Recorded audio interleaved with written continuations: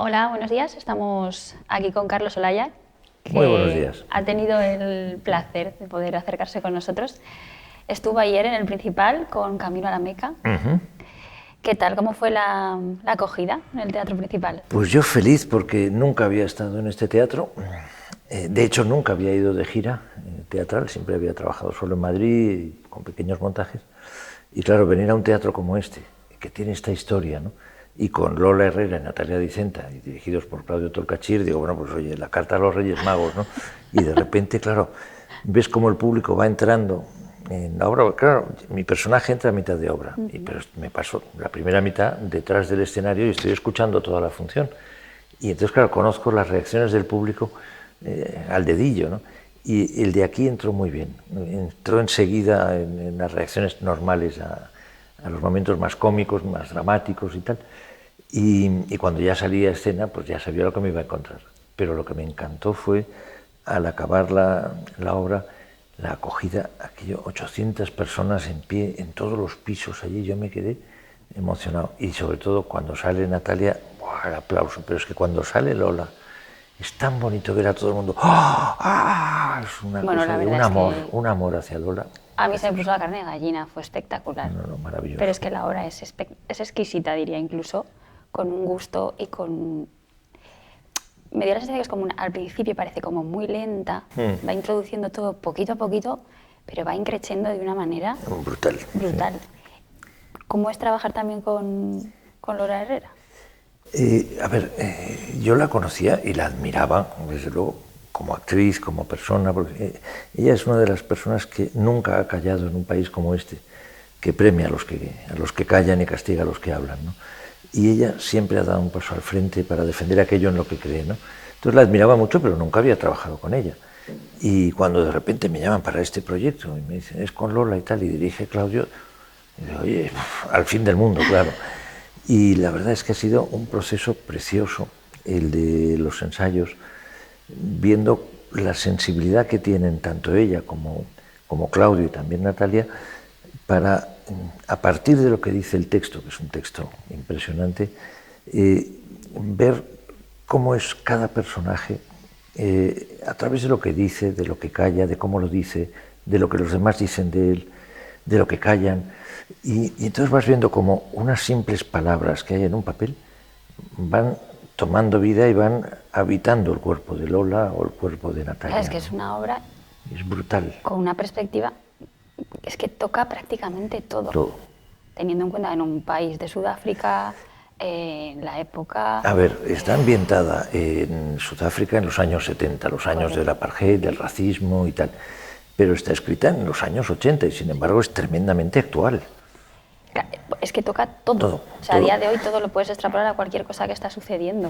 Pero desde las relaciones de amistad, de amor, que luego te haré una pregunta que todo el mundo se preguntará si ha visto la obra, y si no, les invito a que vayan porque es muy importante. Cuestión de el racismo, es que cómo se van preparando todas esas cosas, porque al final no sé cuánto tiempo de preparación a la hora de luego estrenar, pero es muy, eso te tiene que llegar, no es cualquier obra al uso. A ver, el proceso de ensayos era 3 meses, por la mañana 3 horitas, tranquilos, ¿no? Sin prisa, sin correr.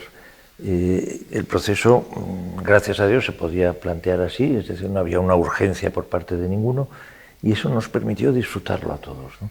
Y era ir buscando, proponiendo.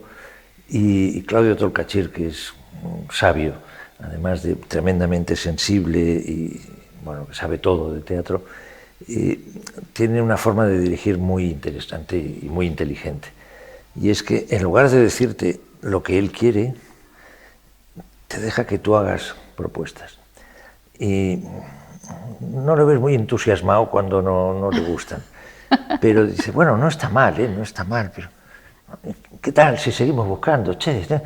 Sí.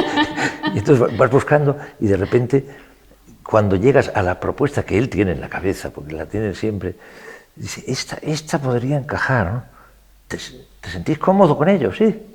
Pues venga. Dale. Pero me encanta la frase esa de te sientes cómodo, ¿no?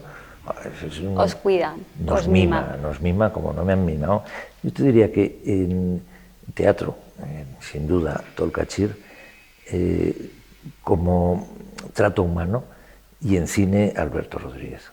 He tenido la suerte de estar el mes pasado con él, que está haciendo Anatomía de un instante, la novela de Javier Cercas, y tenía una escena con Eduard Fernández, mano a mano, imagínate. Yo disfruté como un enano. Vamos. Pero yo creo que disfrutas con todo lo que haces, que es muy importante, al parecer, por lo que estoy viendo. Tan bonitas que dices.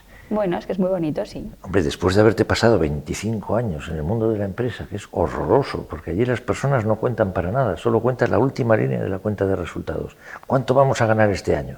Números. No solo números, sino si para ganar más me cargo a 10 y los despido, pues ya está. Y claro, dices, pero ¿dónde están los valores, los escrúpulos, ¿no? La humanidad? No existe. Pues ya aguantaste tiempo, bueno, hasta que te echaron. Bueno, es que me casé muy joven, me casé a los 22, fui padre a los 23 y necesitaba que entrara dinero en casa. Porque esto lo estaba pensando ahora, si no te hubieran echado, hubieras seguido trabajando... Hubiera seguido siendo un gilipollas allí, que lo único que hace es poner la cara para que el cliente te pegue la bofetada. Pero quien toma la decisión siempre está lejos de allí. O sea, que hubieras seguido, claro, porque tú el teatro lo desconocías. Totalmente. Te gustaba, pero no te lo habías planteado como una profesión. Jamás me había planteado esto como nada, ni como teatro aficionado, ¿no? Mi primera y única frase en teatro fue en la clase de inglés, cuando yo tenía 12 años en el colegio, que me acordaré toda la vida.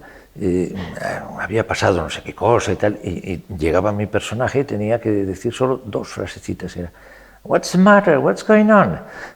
¿Qué pasa? Nada más. Bueno, simplemente era eso. Y no se me ha olvidado, O sea, yo tengo aquello aquí metido, pero nunca me planteé ser actor, ¿no? Y fue curioso porque cuando estaba en el paro, porque me habían despedido en una reestructuración, las estaba pasando canutas económicamente. Pero como al hablar inglés, le había dado la réplica a Christian Bale en The Machinist, y me impresionó tanto verle actuar, me metí en la escuela de Nancy Tuñón y Jordi Oliver en Barcelona. Y claro, yo era el abuelo, yo tenía 50 años y mis compañeros y compañeras 18. Entonces yo veía que avanzaban, y bueno, en las clases de cuerpo ni te cuento, una flexibilidad, levantaban la pierna, y yo, tal. Y entonces cuando llegó la hora de la evaluación, había 3 posibilidades, que te dijeran, pasas curso, tienes que repetir, o no vales. Vete a otro lado porque en esta escuela no. A lo mejor en otra escuela sí, pero en esta desde luego no. Y entonces llegaba la fecha de la evaluación, yo estaba sin un duro, pasando las canutas, pero esto me gustaba. Y claro, tenía la duda que tenemos todos al llegar a un mundo nuevo, ¿no? Y era, ¿yo sirvo para esto? ¿Sí o no? Necesito saber si sirvo.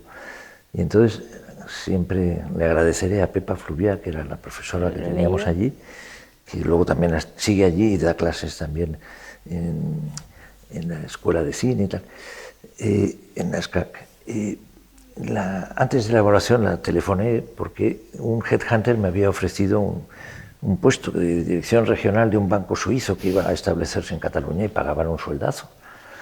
Y claro, digo, bueno, a ver qué hago. Y la llamo y digo, hola Pepa, mira, llega la evaluación. Yo sé que pasar curso desde luego no, pero quiero que seas sincera y me digas si sirvo para esto o no. Y dice, ¿por qué? Y digo, es que mira, me han ofrecido un puesto de trabajo en el que me resuelven el tema económico, claro. Y me dice, ¿cuánto te pagan? Y digo, bueno, pues 25 millones de pesetas, que era mucho dinero en aquella época. Me dice, cógelos.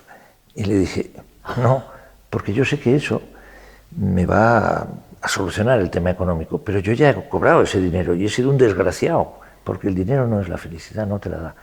Y entonces lo que quiero es que me digas si puedo llegar a algo en este mundo o no, de la interpretación. Y me dice, yo ya lo he intentado todo contigo, ya no sé qué más hacer. Eres tú el que tienes que cambiar el chip. Y claro, había que poner la cosa en su lugar. Me había pasado 25 años cobrando un sueldazo para esconder mis sentimientos. Y de repente y ahora, tenías que cuando mostrar, no tenía un duro, tenía que pagar para mostrarlos. Entonces, claro, es que había que cambiar un poco mentalmente. la cabeza. Y entonces ella me dijo, es que yo ya no sé qué hacer, tienes que hacer tú el clic y tal, porque yo sé que hay algo dentro de ti, pero hasta que no te atrevas a abrirte, no serás actor. Y entonces le dije, pues mira, ¿sabes qué? voy a decirles a estos que no y voy a repetir aquí primero, pero con la condición de que sea contigo. Y ella dijo, hombre, no te puedo garantizar nada. Y yo le dije, yo sí.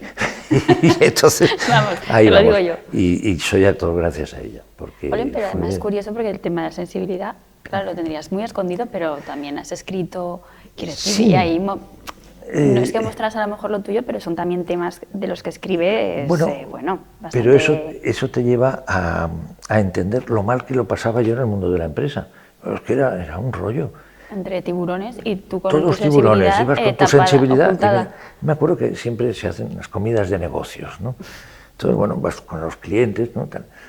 Y si hablan de cine, hablan de la última americanada que ha llegado, ¿no? Que si Batman o no sé qué, tal. Bueno, hablas de Angelopoulos y no saben ni quién es, pero bueno.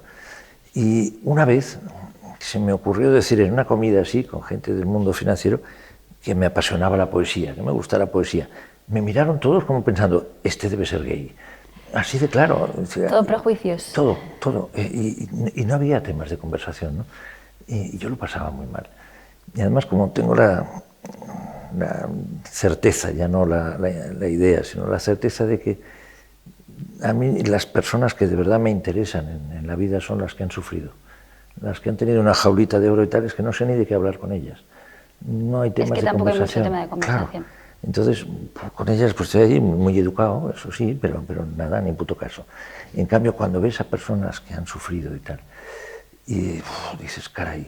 Bueno, como la historia de Camino a la Meca. Claro, es que todos han sufrido, todos tienen una historia muy delicada. Pero saben aprender a ver belleza hasta en el dolor. Y eso es maravilloso. Eso es maravilloso. Fíjate que hay una frase del personaje de Lola que le dice a su amiga, no te avergüences del dolor. Forma parte de la vida y es lo que nos hace ser como somos, ¿no? Así es. Claro. Yo me acuerdo que en una novela que escribí venía a decir que igual que el agua hace crecer a los árboles, son las lágrimas las que hacen crecer a las personas, ¿no? A base de levantarte y levantarte es eso lo que te va forjando. Eso es así, lo que dices, la jaula de oro. Bueno, supongo que la gente que vive ahí de manera ignorante, pues puede que esté bien, pero se pierden muchas cosas. Pero qué triste, ¿no? Mucho, muchísimo.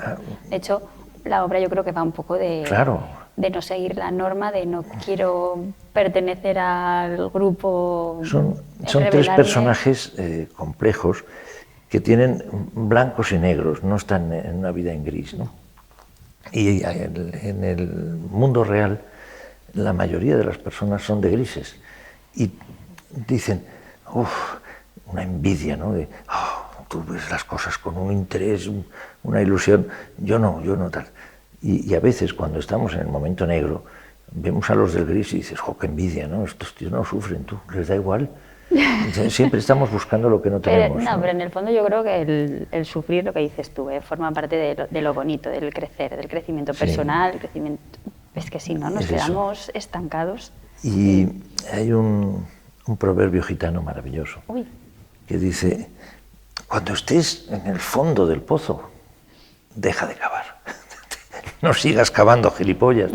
Mira para arriba y intenta salir. Subir. Claro. Que ya has llegado hasta ahí. Deja de cavar. ¿No? De los personajes igual tú eres el más gris, por decirlo dentro, que tampoco. A ver, hay que ponerlo en su contexto. Es decir, años 70, una comunidad rural perdida en el desierto del Karoo, en Sudáfrica. Religiosa. Ultra religiosa. Es la iglesia holandesa reformista, te puedes morir. Afrikaner. Todo blanco, y los negros no son personas, o sea, son negros. Este es el esquema. Sí, queda muy claro desde el minuto uno, ¿no? Sí. Y este hombre es la autoridad del pueblo y está marcando ese territorio, ¿no? Entonces, claro, que dentro de su comunidad haya una mujer, además mujer, que decide ser libre y se pone a hacer esculturas allí que nadie entiende y que deja de ir a la iglesia, hace tambalear mi autoridad. Entonces yo estoy allí intentando llevarla al redil, ¿no? Hay una frase maravillosa que cuando le dice, deberías de construir un ángel, y dice, sí, pero el ángel no señalaría señalaría la Meca. Y digo, no, pues es maravilloso esto. O sea, te voy a plantar un ángel, pero voy a rizar el rizo, y si Va a señalar la Meca, me pareció genial. No, maravilloso. No, el personaje, claro que era un personaje real, Ellen Martins, sí. que interpreta a Lola, es un personaje que Lola llevaba muchos años buscando, porque quería hacer una obra de un personaje, de una mujer ya mayor, pero que no fuera deprimente, porque todas las que encontraba era una cosa durísima, tristísima.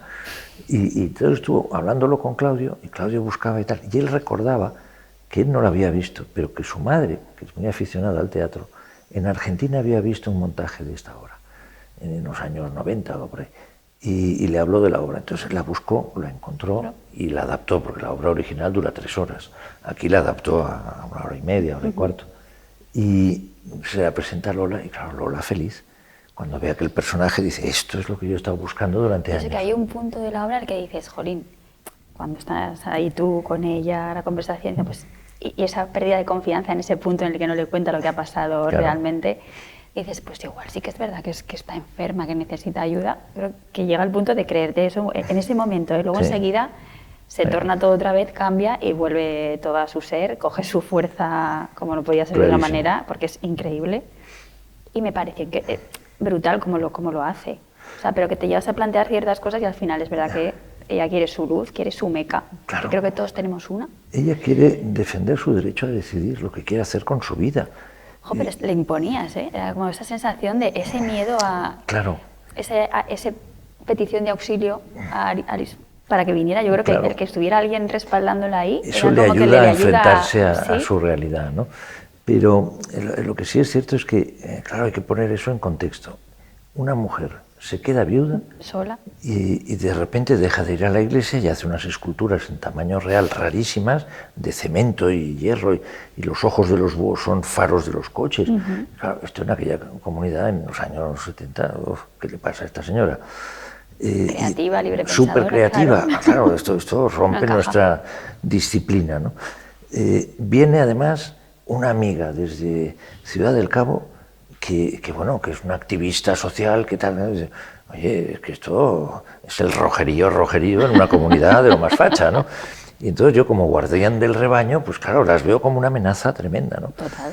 Y yo estaba convencido cuando entra mi personaje en escena de que iba a firmar lo que yo quería que firmara, y iba a claudicar, iba a jugar lo que yo pensaba que debía jugar. Está muy bien hecho, porque en ese momento yo pensaba que, digo, no puede terminar así la obra, pero sí que estás ahí como, no va a firmar, ella no va a decir algo, ¿qué pasa aquí? Es que se queda sin argumentos para tal. Y entonces ahí jugamos a eso. Y es muy bonita la relación que tiene el pastor el cura con ella, porque yo creo que hay un amor muy posesivo, muy paternalista, muy machista. Sí. Y este hombre lo que quiere es tener a su Helen en su jaula. Es decir, yo quiero que esta mujer esté, que no huele. Yo quiero el pájaro en mano, no siento volando. Desde entonces, fuera te planteabas, bueno, con más gente que fui, lo estás viendo desde ya hasta la iglesia, queriendo apropiarse ya incluso de la casa, porque, o sea, luego ya ves que no, que sí que es verdad que hay un cariño, hay un... Por eso la pregunta de, ¿está enamorado? Iba a decir Carlos Olaya de Lola Herrera, eso seguro que sí. Carlos sí, está locamente enamorado de Lola. Pero el pastor de Helen... Yo creo que me enamoré de ella antes de nacer ya, ¿no? Qué bonito. Sí. O sea, es una persona a la que he admirado desde que tengo uso de razón. Siempre. Bueno, yo creo que despierta esa sensación en mucha gente. Y esa forma que tiene de hablar, ese tempo, esa voz, hay una calidez ahí que yo no sé, cuando la escucho es que me siento en el útero, ¿no? Sí, es una cosa preciosa. El mejor sitio del mundo. Sí. Da cobijo, es una voz muy de madre, ¿no? Sí. Y es un pedazo de actriz maravillosa y un pedazo de persona excepcional, ¿no? Es que los tres, de verdad que hacéis algo totalmente maravilloso. Y luego también el pensar que son madre e hija, es verdad que... Eso... dices, es que tiene que ser, puede ser a favor o en contra, ¿no? Juegan a que no lo son, porque claro, son dos actrices haciendo dos personajes que son amigas, no son madre e hija, ni hay vínculo familiar y tal. Y eso les da mucha más libertad. Es decir, si hubiera un vínculo de personaje, crearía otro tipo de relación. Aquí es una relación de igual a igual. No, no, la verdad es que es... Y eso es maravilloso. Pero que mientras la estás viendo no paras de pensar a veces, claro. Oh, es que, claro, son madre e hija, ¿cómo lo gestionan? Porque puede estar... No, eso lo aprovechan muy bien porque, claro, hay tanta química entre ellas que con una simple mirada, ¡pum!, se han dicho todo. Y tú estás en escena y ves allí que va pasando una serie de cosas que desde el platea seguramente no se ven, pero en el escenario lo ves y dices, joder. Claro, que entre ellas tiene una comunicación más allá de lo que cualquiera se puede imaginar. Es delicioso, pero sí, delicioso. No, la obra es deliciosa. Sí, sí. Por ir terminando y entretenerte mucho, que no ya te hemos entretenido bastante. No. Suelo preguntar, ¿una obra que recomendarías que todo el mundo debería ver? 1936. De Andrés Lima. Iba a decir que no sea la de Camino a la Meca, que esa también. No, 1936 creo que sería obligatoria, sobre todo para la gente joven, que se enteren de la historia real de lo que pasó en este país. Y es el único antídoto a esta subida del fascismo que estamos viendo. Y ver a gente joven, brazo en alto, diciendo con Franco se vivía mejor, dices, sí. Gilipollas, no, tú no lo viviste, yo sí. Y te aseguro que aquello no era lo que tú te crees. Lo que te están diciendo esto, ¿no? Es tremendo. A mí me indigna ver a la gente joven apoyando el fascismo. No, ya, miedo ya no, yo ya a mi edad ya, para lo que me queda en el colegio, pero... Te queda mucho. No creas, ¿no? Pero ya estoy de vuelta de esas cosas, pero duele pensar que el mundo de mis hijos y mis nietos tenga que sufrir eso otra vez. Es la sin razón, es decir, ¿cómo puede haber gente que vote a quien le va a quitar sus derechos? De verdad que esto es de ignorancia absoluta y supina, ¿no? Y no sé, el mundo cada vez está más desquiciado, ¿no? Podemos ver ahí lo que está pasando en Gaza y no salimos a la calle. Te veo siempre muy activo. Y no salimos a la calle. Hace unos años, con el no a la guerra, éramos millones los que estábamos en la calle. Ahora, ¿qué pasa? Le damos al me gusta y ya está, ya hemos hecho la revolución. Oye, que ahí están muriendo personas cada día. Increíble. Y lo vemos en la tele. Esto es tremendo, ¿no? Sí, es que está televisado, lo estamos viendo y seguimos sin hacer nada. Es verdad que todavía... Yo escribo una tribuna quincenal en un periódico de Palma de Mallorca, en Última Hora, y anteayer publiqué una que se llamaba Netanyahu es el nuevo Hitler, porque que este hombre, que es un asesino despiadado, vamos, sin ningún tipo de escrúpulo, sea capaz de decir que el grito de Palestina libre es el nuevo Heil Hitler. A mí es que me revienta, digo, y que todo el mundo se calle y que a este tío no le hagan nada, que encima le sigamos vendiendo armas. Dices, oye, no, hasta ahí podíamos llegar, ¿no? Bueno, así nos va también, ¿eh? Claro, ya, ese es el drama. Esas cosas son la consecuencia de muchas otras, pero... Ese es el drama. Y una pregunta más, que yo ayer en el teatro... Dígamelo, falta gente joven. Dígamelo. ¿Qué hacemos para que vaya más gente joven al teatro? Que lo que hablamos antes de grabar, que es como por tema de precio... tema de precio no. A ver, una entrada de teatro normalmente puede valer entre 20 y 30 euros, bueno, como mucho. En teatro alternativo menos, pero bueno, como mucho tal. Realmente es dinero para la gente joven que no se puede pagar una casa tal y como está, y eso es una realidad. Pero hay bonos jóvenes que se hacen, por ejemplo, en la Comunidad de Madrid, no sé qué y tal, pero te dan 400 euros al año para que te lo gastes en temas culturales. Pero claro, como en temas culturales entran los videojuegos, pues apague, vámonos. Pero bueno, pero yo creo que hay formas de incentivar el que se acerquen al teatro. Sin duda, con obras que toquen problemática que les afecta a ellos. Y entonces cuando empiezas a ver que esto sí que les atrae. Y lo que es maravilloso es que cuando ves a alguien joven en un teatro y a la salida le preguntas qué te ha parecido, salen como locos. Les encanta, pero claro, muchas veces... Es que creo que incluso desde los propios colegios e institutos tendrían que formar más en estas cosas. Tendría que ser... Acercarse más. En esto yo soy estalinista. Tenía que ser asignatura obligatoria. Hay muchas que deberían ser así. Mira, cuando en esta profesión siempre estás en paro la mayoría de las veces. Y cuando iba a la oficina del SEPE a rellenar la renovación de no sé qué papeles que te hacen, veía unos carteles que decía cursos para parados de larga duración. Y miro el temario y bueno, no sé, finanzas, no sé qué, contabilidad, inglés, tal. Pero no tenían ni una sola asignatura orientada a preparar una entrevista de trabajo. Y entonces le dije a la persona que me atendía allí, dije, oye, he visto que estáis haciendo estos cursos para capacitar a gente que lleva mucho tiempo en paro y que normalmente lo tienen difícil porque ya son personas mayores. pero no habéis preparado ni una sola asignatura sobre cómo abordar una entrevista de trabajo, y es lo que más necesitan. Y la técnica de interpretación, la técnica teatral, es básica para una entrevista de trabajo, porque te enseña a escuchar de verdad, no solo con la oreja, a expresar y sobre todo a interpretar la comunicación no verbal. A ver que si tu interlocutor está así, cuidado que está muy cerrado. Vamos a cambiar la estrategia porque a este tío no le interesa lo más mínimo. Vamos a buscar algo que le pueda interesar. O al revés, es decir, ¿qué estoy expresando yo? Y entonces me ofrecí a dar un taller gratuito, que me pusieran en una sala y yo daba el taller gratuito a esas personas, encantado de la vida, con técnicas de interpretación. Y me dijeron, uy, no, tienes que hacer un curso para capacitarte. Y yo le miro y digo, ¿pero quién me va a evaluar? ¿Tú? Yo he hecho más de 100 series, ¿tú cuántas? Claro, es así de claro. O sea, a mí no me vengas con títulos, me cago en los títulos, por Dios. Hay que vivir la vida, no sacarte un título, los títulos no sirven para nada. Pero estamos en un punto en el que es todo titulitis, aunque luego Pues no te lo pidan para nada. Carguémonos los títulos, sí. Pero demos pues teatro, demos teatro en los colegios, claro. Y todo es teatro, todo lo que vemos es teatro. Esto con David Lorente lo hablamos, que era como... Ahí hubo... Bueno, que es un tema así interesante, ¿no? Pensaba que iba a ser pregunta rápida, pero luego...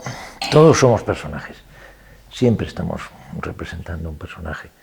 Pero todo lo que se ve en un teatro es teatro o es un espectáculo. Hay ciertas cosas que no son consideradas teatro. A ver... Él consideraba que no todo era teatro. Igual que no todo es arte. Claro. Pero hay que partir de una base, y es que el teatro no pasa en un escenario, pasa en la cabeza de cada espectador. Entonces hay que ser realmente consciente de eso. Los actores, como dice Paco de la Zaranda, mi compañía favorita, los actores no deben salir jamás del camerino. Al escenario solo pueden subir personajes. Entonces, esos personajes son los que entran en la mente de cada espectador. Y cada espectador va a ver una obra diferente. Yo siempre pongo el ejemplo de que si hay un actor en un escenario vacío y habla de un perro verde, cada espectador va a ver un perro verde diferente, el suyo. Sin embargo, si coges y pintas de verde un perro y lo paseas por allí, todos van a ver el mismo, es mucho más pobre. Entonces, cuanto más realismo le das en teatro a algún espectador, menos va a ver. Hay que incentivar su imaginación. Hay que dejarles que... Claro, y hay que jugar con eso. Que un espectador se siente en una platea de un teatro, lo que significa es que ha comprado con la entrada el derecho a jugar también él. No solo a que jueguen los actores, sino él también a creerse la mentira que le van a representar en el escenario. Y eso es lo maravilloso. Es muy bonito, sí. Claro. Sí. Y además que puede pasar lo más esplendoroso o la catástrofe más supina en cada función, porque es algo vivo y eso es delicioso, delicioso. La verdad que sí. Oye, pues muchas gracias. Antes, como tengo un pequeño detalle, que no sé dónde está. ¿Al otro lado? ¿Qué es esto? Pues nada, es que yo que me gustan mucho los libros y he visto más o menos lo que escribes. Uno de ellos va un poco así relacionado con lo que no se ve esencial a la vista y estas cosas, y me parece un libro maravilloso, aunque es una edición un poco más infantil, pero muy bonita. Pero me encanta. Pues es para ti. Este es un libro que no es infantil. Este es un libro que hay que leer por lo menos una vez al año, cuando no una vez al mes, porque tiene una cosa para mí fundamental, que también la tiene el teatro, y es que te enseña a cambiar tu punto de vista. Y debemos aprender a mirar las cosas desde diferentes perspectivas, porque si no somos seres de certezas, y eso es lo peor que hay. De ahí a la dictadura un paso. Así, viva la duda, todo viva la lo duda. Contrario. Claro. Por eso creo que era un buen regalo. Muy buen regalo, de verdad que sí. Muchísimas gracias por atendernos, que además respondiste súper rápido y se agradece un montón. No, hombre, encantado de la vida, de verdad, y enhorabuena por tener iniciativas como estas, son fundamentales. Pues si no estuvieras aquí, no lo podríamos hacer, así que gracias a ti. Nada, a por ello vamos, claro que sí. Gracias. Muchísimas gracias. Id al teatro, por Dios, os hará personas de verdad.